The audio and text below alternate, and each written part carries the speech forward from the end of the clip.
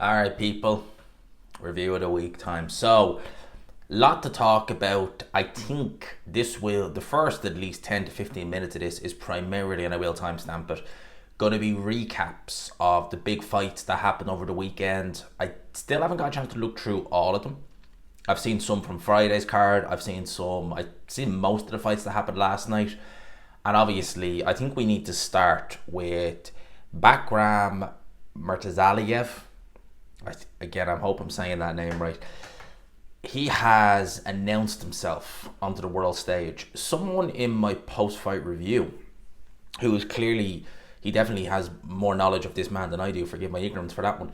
He said that this guy has made something like $2 million in step-aside money, which, as I said in the video, I haven't heard much of him. I really haven't, and he's been pro for 10 years, so for me, I always am kind of like, oh, well, if someone's been pro that long and, you don't hear much about them, you're like, Jesus, what's going on? Evidently, I need to have a look more at this guy's highlights because step aside money to that extreme amount, that obviously says that people see this guy as a bit of a threat, and rightly so. He looked brilliant in there against Tszyu. I don't want to knock him by saying, Tszyu looked particularly terrible, but he did. I don't want to discredit, what Bakram Murtazaliev did in there. He looked brilliant. His shots were on point. He won the first round very clearly. But Tszyu looked shocking in there. I see, because he didn't really take a monster beating against Fundora. He was doing quite well up until the cut happened. He just seemed just like a duck out of water, like a fish out of water in this fight. He really was beaten to the post. He was really battered from pillar to post, I should say. Left hooks, he couldn't adjust to them. He couldn't make the necessary adjustments. He was down several times. The referee, to his credit, gave him every chance he could, which in the UK, chances are that fight probably might not have even seen round number 3 because he was on very unsteady legs even when he got up from the final knockdown in round number 2. A lot of referees, even with the bell coming in the UK, would have waved that fight off then and there because even getting up to his feet, you could see Tszyu's legs were not steady. So, referee gave him every chance he could. I did think that the ring doctor looking at Tszyu after the minute's rest was a little bit, what are you doing there? But it mattered for nothing in the end. Tszyu was just completely outgunned. He was outclassed. He wasn't really outboxed. He was just beaten up more so. He wasn't outboxed per se. He was just beaten from pillar to post in there. And that loss is going to take some coming back from. It really will. Tszyu had a chance to fight on one of Turkey Al Sheikh shows, the one in LA. He was scheduled to fight Virgil Ortiz. Obviously, he couldn't take that fight because the cuts hadn't fully healed. Fair enough. Then there seemed to be some issues between Tszyu and Turkey, and well, here's what happened.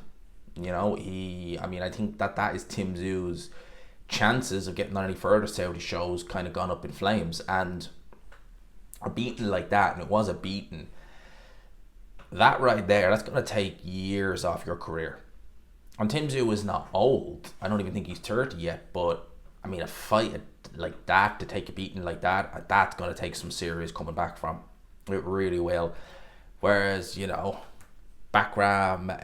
Murtazaliev, this guy is dangerous. I can see I can see him, how do I say it? Unless he has a major promoter behind him, which he doesn't, he's got Katy Duva apparently, he's going to get frozen out a bit. I can see a lot of the champions, the Charlos, the people like that, even like the Boots Ennis or the Virgil Ortiz is looking at him and thinking he's not worth the risk. I hope that doesn't happen. Given the fact that he has a title, I'm thinking that might make things a little bit easier, but man, we've stumbled on a very talented fighter over here. Very, very, very talented. In terms of some of the weekend's action, let's start with Friday night's card in the York Hall, Bethnal Green. Now, this was a Queensbury show. It was headlined by Sam Gilly versus Jack McGann. Sam Gilly was actually meant to rematch Louis Green. They actually fought in the York Hall about this time last year, thereabouts. Now, Louis Green, who actually knocked out Jack McGann in the first round in the... I was looking at there, I was thinking, it was on one of the Saudi shows. It was on Joshua Ngannou. He knocked Jack McGann out in the first round. So Jack McGann steps in as a late replacement. When Sam Gilly, and styles make fights. When Sam Gilly and he beat Louis Green comprehensively. You know, Louis Green had his moments in that fight. It was a good fight, but Sam Green won it, or Sam Green, Sam Gilly won it clearly. When that guy knocks out Jack McGann, the guy who lost to Sam Gilly knocks out Jack McGann in a round, it's not giving you much optimism that he's going to do any better against Sam Gilly. He didn't. He was down in round 2 and he was ultimately taken out in round 4. Now, I haven't seen Courtney Bennett versus Nick Webb. I haven't seen much of Courtney Bennett at all, to be honest with you. I'm not even sure he rings any real bells with me in terms of, you know, fights he's had and things like that. Made his pro debut in the York Hall Bethnal Green. And that looks to me like it was just on and just a show of shows, you know, one of those small hall shows. Went in there against Nick Webb, who we know a lot about Nick Webb. This was his first fight in over 3 years. He 3 years out of the ring did Nick Webb. I remember Nick Webb a few years ago, actually, when he fought Pfeiffer. Is it Eric Pfeiffer? Fought him on the undercard of Dylan White Povetkin 2 in Gibraltar. On my channel at that time, it had about 4,000 subscribers. And I remember him on his own YouTube channel commenting in the comment section on that. So I was always like, that was cool.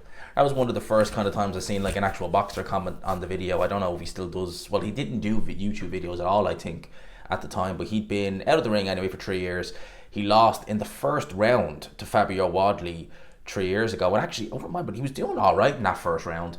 Fabio Wadley does what Fabio Wadley does and just goes through those gears very, very quick. And a lot of fighters, well, it's sink or swim, and they've all sank so far.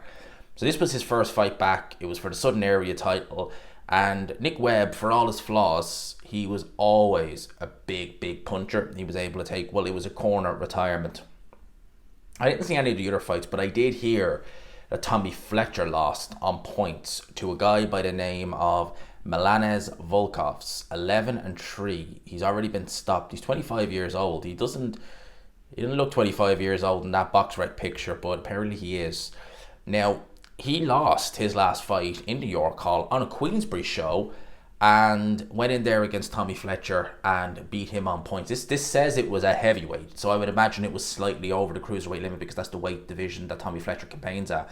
I spoke with Mark Tibbs, his trainer, several times about him, and he's always been very much praising of Tommy Fletcher, has always remarked about the punching power that Tommy Fletcher has. Well, it wasn't on show in this fight, and the scorecard was over 8 rounds, 79-73, which indicates to me that this was a fair old drubbing for Tommy Fletcher. And I don't want to, and Tommy Fletcher has accepted the loss. He gave an interview with Queensbury immediately after. I hope people don't take this as me kicking a guy while they're down. I'm not, but when a fighter loses at this level and he loses on points, to me, that's almost, if not worse, than actually being knocked out. And I'll tell you why. Because if you're a fighter and you're fighting a journeyman who has a losing record, or, well, in this case, he didn't have a losing record, to be fair, but if you're fighting a journeyman who's fairly unknown, fairly run-of-the-mill, whenever he has come over to the UK or something like that, he's lost, sometimes he's been stopped. If you get laxed in that fight, you could get caught with a shot. You could be dealing with a big puncher. There have been big punching journeymen where Adonis Stevenson was knocked out famously by Darnell Boone. He avenged that loss, but there you go, Darnell Boone, a journeyman. It can happen. You go in there with a journeyman, you get caught. If you're losing on points, that says to me that whatever angles, whatever style that journeyman is showing you, and it might not be much, you're struggling to adjust to it. That to me is really not good. If you can't make small adjustments in a fight against a fairly limited fighter, that to me is a bit of a worry. That's a bit of a worry. In terms of the boxer show that happened last night in the Copper Box, I didn't actually get a chance to see Michael McKinson versus Talani Mbenge. A lot of people were saying it was a decent fight and Mbenge won. Lewis Edmondson beat Dan Aziz. Now, a lot of people, and again, this fight happened after the main event.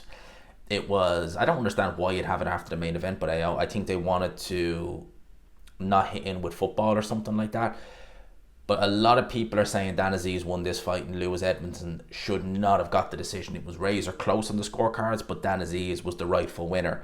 In terms of some of the other fights, I see Shannon Courtney lost, alright. Jamie TKV got a stoppage win over Franklin Ignatius. Ignatius looked terrible in there. Anthony Yarde, do you know what, I'll do him last. And we'll talk about Adam Azim, Ohara Davis. I thought this was a good performance by Adam Azim, a very measured, calculating performance. Didn't rush in with anything. You could see from very early on he was wary about what was going to come back from Ohara Davis. Knew he was a big puncher. Ohara Davis, nose got bashed up. His nose was broken originally against Josh Taylor. I think he said that was one of the reasons why he quit in that fight. And that bothered him. He was down in round number 4, I believe it was, and then he went down again in round number 8. Sat the count out, and that was that. He said in the immediate aftermath of the fight that, he's a young boy from Hackney. He's in Hackney, and he thinks that maybe it's time to call an end. He's not the oldest Ohara Davis in terms of his boxing career. I think he's about 32, thereabouts. He's been around a long time, but Ohara Davis never really had that raw talent. He had the punching power. He had attributes that you would want in a fighter that maybe, if he was developed properly, could have brought him maybe a little bit higher than he has in terms of levels. But he just never had it. He just never had it. He ran into problems in his career with things he said that upset a lot of people. Ultimately, it led to him being released, or it was either he was released or O'Hara. I can't remember the ins and outs of it. But you remember that situation with Eddie Hearn, and went to Frank Warren. He's been all over the place, and his career, I think, went into decline after the Josh Taylor fight. It really did go into decline. I think it was the manner of how he lost, because he was being matched very well with Eddie Hearn, and he was being matched in such a way that it made you believe that this guy was better than he actually was. He was fighting guys like Derry Matthews in their last fight. Remember when Ndongo beat Ricky Burns? You had Ohara Davis there with Eddie Hearn. Eddie Hearn like, this is the guy. And ultimately that was never the case. Eddie Hearn was very good at presenting Ohara Davis as something he wasn't, and look, I bought that originally at the time. I think that facade that they built is long since evaporated now. And if Ohara Davis retires, look, he's given me some fun nights, except the Jack Cattrall night. That wasn't fun at all. That was horrific. I'll never forget that fight. It was awful, and I was looking forward to that fight. But God, that was some fight I don't ever want it. No. Anthony Yarde as well. I've just done a post-fight review. He beat Ralph Vilkans on points. Yeah. Now, let's talk about Mr. Anthony Yarde. I've already done a post-fight review for this fight, so you'll know my thoughts on it. But competitive, very competitive fight. The right guy won in Anthony Yarde. He had Vilkans down in the first round, first right hand he threw. So early on, it looked like it would be much of the same for Anthony Yarde. But then the fight became increasingly tougher, which it did. And Yarde just could not adjust. The only time he adjusted was in the last round, when he pretty much gave up going for the knockout. At which point then, he actually was able to get his boxing together and was actually able to look quite good. You'd think he could have done that, or he would have had the corner advise him to do that early on. And in the immediate aftermath, they were like, oh, well, he's been out of the ring. You've been out of the ring since February. It's not that long. I think February was when you last fought. It's not that long ago. Seriously. Unreal. It's unreal. It's unreal to see the way Anthony Yarde's career has been handled over the last year to 2 years, really. I mean, the Beterbiev fight, he gave a good account of himself in that fight. They could have made one last roll of the dice, done things right, and they didn't. And a lot of people would question Frank Warren, and a lot of people at the time, when he was with Frank Warren, before even he fought Kovalev, people questioned Frank Warren, they questioned his methods.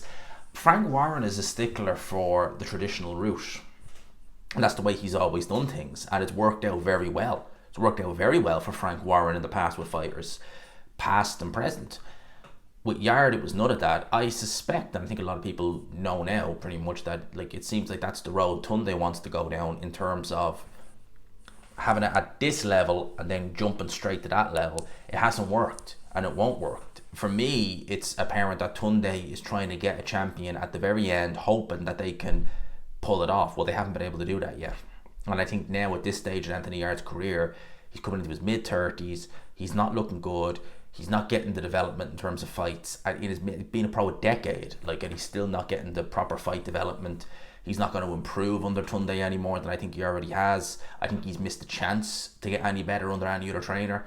So I think with Anthony Yarde, it's a case of a good talent gone to waste. And over the last year, the decisions they've made over his career have just been I can't. Honestly, you can't. It's absolutely ridiculous what they've made, the decisions they've made, and yeah, that's what that is. Let's have a look-see at some boxing news.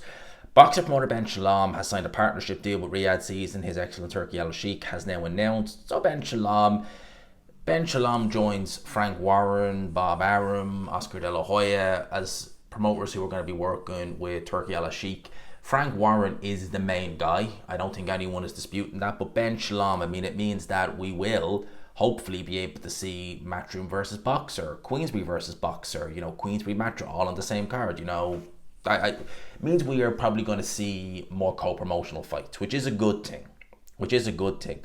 In terms of what happened this week, in terms of Frank Warren, Ben Shalom made comments about the gloves Fabio Wadley was wearing in their fight against Fraser Clark. He wore fly gloves. Now, Frank Warren went on TalkSport and he took exception to that. He says here, and I quote, "It's a disgrace Shalom has tried to tarnish Fabio's reputation with such a dangerous suggestion. British Boxing Board of Control check and approve all the gloves at the Friday meeting. No issues raised. I'll be talking to Shalom. I will be taking Shalom to the board for bringing the sport into disrepute with this alluvious allegation." I think is how you say that one there. But yeah, Warren is not happy, to say the least. And listen, I know with fly gloves, I don't want to say they've had issues, but I know a couple of years ago the WBC banned fighters from using them if they wanted to fight in WBC sanctioned bouts. I think that has since been receded. I know Kell Brook originally wanted to wear them against Amir Khan, went to the ring with fly gloves and had to change them to grants in the ring. Was that just Amir Khan being Amir Khan, trying to get into Kell Brook's head anymore? It may count for nothing in the end, but there has been that with fly gloves. Having said that, plenty of fighters have had customized gloves in the past. Canelo, bigger fighters, yes, than Fabio Wadley, but they have had it in the past. There's not been an issue. If the board inspect them and check them thoroughly, what's the issue? So I think with Ben Shalom, it's another case of him. You see, Ben Shalom, and a lot of people have said this about him, and it's true. Ben Shalom sticks his mouth in it sometimes. And I think sometimes he does it on platforms like TalkSport, where you're not going to be able to turn around and say, oh yeah, don't do this, don't do that. And you're doing it live as well. That's when you start getting into trouble. I think that's when Ben Shalom lets the mouth say all this when he really shouldn't, and puts his foot in it when he really shouldn't. And Frank Warren, he needs no second invitation to sue anybody. There you go with Frank Warren. So that is the situation with Ben Shalom and Frank Warren. For those who are interested, the Jake Paul Mike Tyson undercard has been announced. Taylor Serrano, Mario Barras versus Abel Ramos, I should say. Yeah. I still can't believe Jake Paul and Mike Tyson are fighting. I really can't believe it. It amazes me that there were so many people, and it will do good numbers. It's just amazing to me that people are actually interested in that fight. I can't make heads or tails of it. It's rubbish. Mike Tyson is 60 years old? Thereabouts? Yeah. The IBF have now ordered Jay Apataya to defend his title against Hassan Kinnock? Is that how you say that guy's name? So a mandatory put on Jay Apataya. Well, he won't get a unification anytime soon. And he knows all about the IBF and their mandatories. He knows all about that. So I would imagine he will ultimately end up having to take that fight.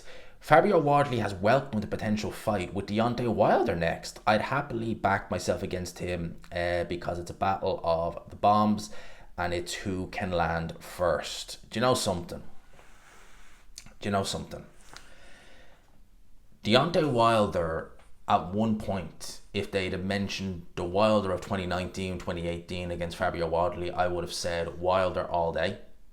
I would have said that Wilder would take Fabio Wadley apart. He wouldn't take him apart, he'd just take him out with one shot. Wilder, I don't know how he'd be able to keep Wadley off him. That Wilder is insistent on staying on. I don't know why. It just seems like there's no fight left in him. But at the end of the day, it's his career at the end of the day, so he can do whatever he wants to do. But yeah, I mean, I'd watch it though. Don't get me wrong, I would watch it. But Wadley versus Wilder, I don't really have I'd watch it, but I'm not that keen in seeing Deontay Wilder carry on because I've just seen enough of him over the last 2 fights. Derek Chisora versus Jarrell Miller, as I said in the video during the week, is being talked about as a potential fight for January. Look, it's Chisora's career. He's entitled to do whatever he wants to do. Yes, that's true. But really, I don't know. Like for me, Derek Chisora beating Joe Joyce, that's a great way to bow out at the O2. His speech is still not where I'd like to see it, and goes in there against someone like Miller, and God knows who he'd fight in the last fight. It could just get progressively worse and worse and worse. I get what he's trying to do. He wants to go out his way. He wants to go on his terms. He said this is how he wants to do it, and he wants to see that out. But at the end of the day, you got to think of your health, man. And you really genuinely got to put your health first. I mean, you've made an incredible amount of money throughout the course of your career. What good is that money if you're slurring your speech all over the place? What good is that if when you're 60, you need constant help? You know? Former world title challenger Kevin Mitchell has revealed, and I talked about this in a video over the course of the weekend, Kevin Mitchell revealing that Anthony Joshua paid for his brother's funeral after he tragically passed away in a motorcycle crash at age 31. He even called up Kevin Mitchell's mother and asked, was it okay? And that's why I label Joshua the true people's champ. And people have rightly pointed out that really is Alexander Usyk. And yes, you're correct, actually. You know, they're both really are the people's champs, Alexander Usyk and Anthony Joshua. They both seem to have a lot of respect for their fans. They have a lot of respect for the people that they seem to care about. And like I said with Anthony Joshua, what made the Kevin Johnson earlier, to Kevin Mitchell gesture, what makes me respect that all the more is that he did that without singing it from the rafters. He didn't need to look for validation from anybody by saying, look what I'm after doing. I think that when people do that, and they make a point to do these things, do these quote unquote good gestures, but immediately you're singing it from the rafters and saying, look what I did, look at me. Did you do it out of the kindness of your heart, or did you do it because you're seeking approval? You're seeking validation. You're looking to virtue signal. And as I've said several times, and I'll say it again, I don't like virtue signal. I think the people who do it are trying to cover up for a lack of charisma. And I've said that before about the people I've seen in my life. And I've even seen some fighters who are no longer fighters now, but they were never very good fighters, who were obsessed with it. And to speak with them, it was like, you know, you're like, you know, I'd rather watch paint dry than speak to some of these people. They've got nothing going for them, and everything they do, they have to, you know, look what I did, you know, look at this, aren't I great? And yeah, when you meet them and you speak with them, they're not particularly good people, they're particularly nice people. With Anthony Joshua doing this, as I said, you know, he didn't need to go and sing it from the rafters. Kevin Mitchell is the one coming out and saying this is what Anthony Joshua did. And I drew comparisons to him and Tyson Fury. You know, Tyson Fury, prime example. I'm going to donate my purse from the Wilder fight to charity. Did you? No. What? It's his money. He can do what he likes. I don't care about not donating. Go for it. It's your money. You do what you want. But why say those? Why look for validation and say, I'm going to donate this or I'm going to do this, and then not do it? You know, it's just, what? It's just so fake. And again, here you have Anthony Joshua doing this gesture, kindness of his heart, helping a family out. When did it happen, and when did we hear about it? We didn't hear about it from Anthony Joshua. Kevin Mitchell was the one who said it, and credit to him. Credit to Joshua. That's all I got to say there. People, I think that's pretty much it. A few people have asked me, how am I getting on over here? Am I going to be attending some events? This week, I actually kind of hope to attend the Boxer event. But just schedule-wise, it didn't help. I have to go to an office in Dagenham at least one day a week, and it happened to be that the day they were doing their press conference was that day, and where the press conference was to where I was based it would have taken me 2 hours to get across on public transport. It was never going to happen. So hopefully in the next couple of weeks, I'll get to do a few shows, or at least to go to a few shows that are nearby. I know Frank Warren will be doing some, probably UK shows. I know he'll be doing some up in Birmingham. I've never been, and people have told me that's not a bad thing, but maybe I'll do a trip up there, who knows. But how has life been over here so far? Yeah, I mean, I'm getting more settled. It's getting more normal now, if you know what I mean. It's getting more normal now. Like I said, this is a kind of an experiment. We're seeing how we go the next couple of months, certainly up until Christmas. And I know I'm going home for a couple of weeks at Christmas, and we'll kind of assess the situation there and see how things go. But for now, certainly things are going well. I'm liking it here. It's different, but different is not always a bad thing. So yeah, it's been good. So let me know your thoughts. I obviously want to improve it, because I think this bedroom has an echo, and I've noticed it. And it definitely has an echo to it. So the sound is not amazing in here. You know, the sound back home I thought wasn't great, but I never needed to raise the volume on editing the video like I have here. So I don't know, make it out what you will. Let me know your thoughts on everything else in the comment section. I hope you enjoyed the video, people. Smash the like button if you could. Hit subscribe as always.